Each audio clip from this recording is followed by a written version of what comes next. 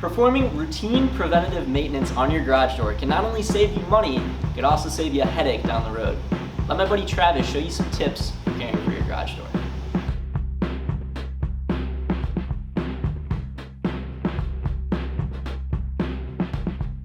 By learning what your garage door looks and sounds like when it's working properly, you'll be more likely to notice when something seems wrong.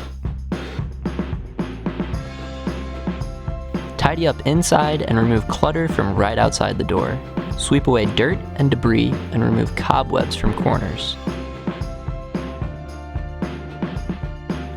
Apply a garage door specific or silicone spray lubricant to hinges, springs, rollers, and tracks to reduce friction and prevent your system from rusting.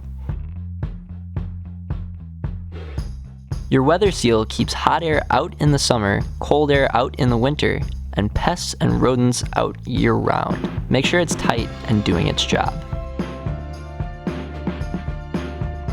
Start by testing your door's balance. With the door closed, pull the manual release cord, lift your door halfway, and release it.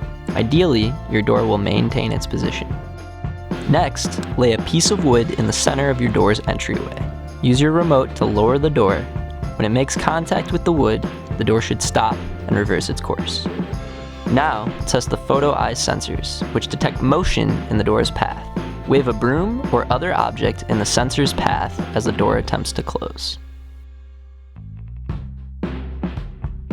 Use extreme caution while looking for fraying or damage to your door's cables and springs. These systems can be extremely dangerous, so if you notice anything that looks unusual, please call a garage door professional. The movement and vibration of your door will eventually loosen nuts and bolts. Tightening them every so often will help keep things running smoothly.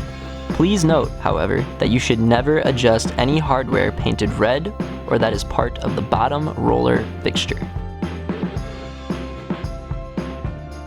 Clean out dirt, leaves, spider webs, and other debris from around the tracks. Using sealed rollers eliminates the need for lubricant and prevents grease buildup.